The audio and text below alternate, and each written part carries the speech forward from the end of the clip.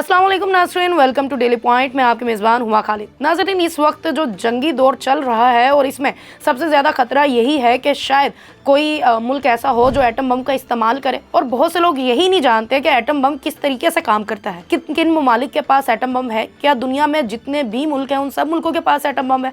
तो आज के इस वीडियो में मैं आपको वो सारी डिटेल्स बताऊंगी कि किन किन ममालिक के पास एटम बम है, किसने इसका कब इस्तेमाल किया और ये एटम बम जो है वो काम कैसे करता है, ये बनता कैसे है, इस पर अखराजात कितने आते हैं। दुनिया में कुल तकरीबन 195 ममालिक हैं, लेकिन इनमें से सिर्फ 8 ममालिक ऐसे हैं जिन्होंने एटम बम बनाया है और पाकिस्तान इन 8 ममालिक में से एक है।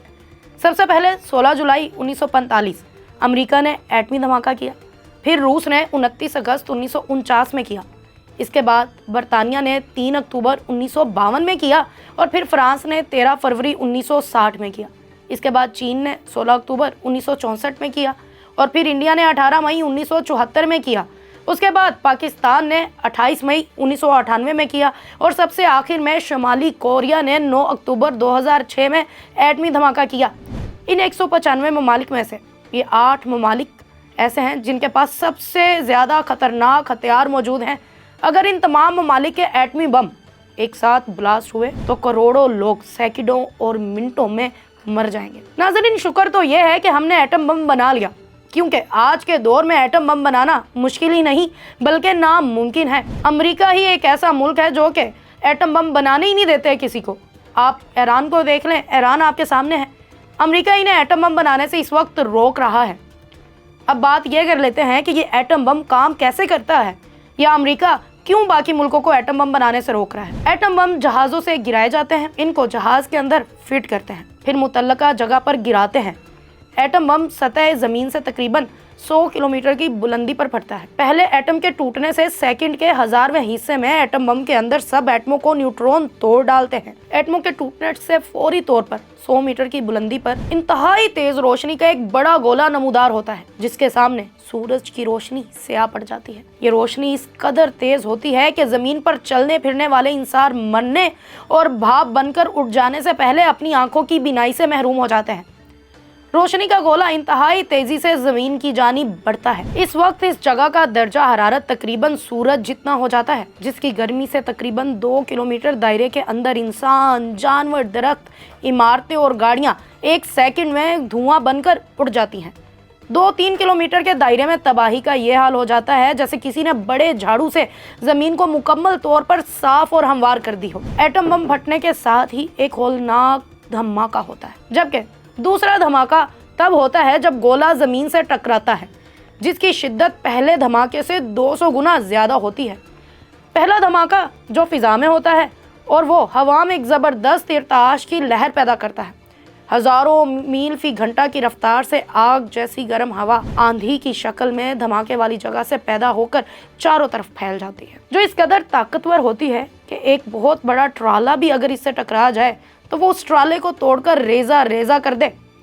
इस ताकतवर हवा की ताकत के सामने बड़ी बड़ी बिल्डिंगें जो धमाके वाली जगह से 3-4 किलोमीटर दूर होती हैं, तिनकों की तरह बिखर जाती हैं। हर तरफ मलबा ही मलबा दिखाई देने लगता है। पहले धमाके के फौरन बाद दूसरा धमाका होता है, जो ज़मीन से टकराने की वजह से होता है, जिससे ज़मीन में ज़लज़ले की एक शदीद लहर पैदा होती है। इस शदीद ज़लज़ले की वजह से 9-10 किलोमीटर तक मौजूद इमारतों को शदीद नुकसान पहुँचता है। इंसानों के कानों के पर्दे फट जाते हैं। एटमों के टूटने से ना नज़र आने वाली रेडियाई शुआएं और न्यूट्रॉन का एक सैलाब सा आ जाता है, जो हर जानदार के जिस्म के आर पार हो जाती हैं और न्यूट्रॉन खून के सफ़ेद खलियों को तबाह कर देता है। धमाके वाली जगह से ज़मीन पर फैल जाने वाली गर्म हवा के अलावा गर्म हवा का एक तूफान एटमी ज़र्रात को लेकर आसमान की जानिब बुलंद हो जाता है। आसमान पर बादल बन जाते हैं और एक ऐसी बारिश इर्द गिर्द के इलाकों पर बरसती है जिसमें खतरनाक तापकार ज़र्रात होते हैं। एटमी धमाके से खारिज होने वाली तापकार शुआएं जिस इंसान के जिस्म से गुजरती हैं, वो इंसान बच्चा पैदा करने की सलाहियत से महरूम हो जाता है। और हाँ, अगर इनके औलाद पैदा भी हो तो वो जिस्मानी तौर पर माजूर होती है।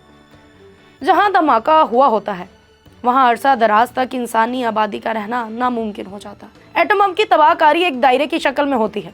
जितना ताकतवर बम होगा, तबाही का दायरा भी इतना ही वसी होता चला जाएगा। अगर खुदा न खास्ता عالمی جنگ شروع ہوتی ہے تو کچھ بھی نہیں بچے گا، کیونکہ ہر ایک ملک کے پاس تقریباً 100 سے زیادہ ایٹم بم موجود ہے۔ اگر ہم دیکھیں صرف امریکہ اور روس، جن کے پاس 3000 سے زائد ایٹم بم موجود ہیں، اور پاکستان کے پاس 170 کے قریب ایٹم بم موجود ہے۔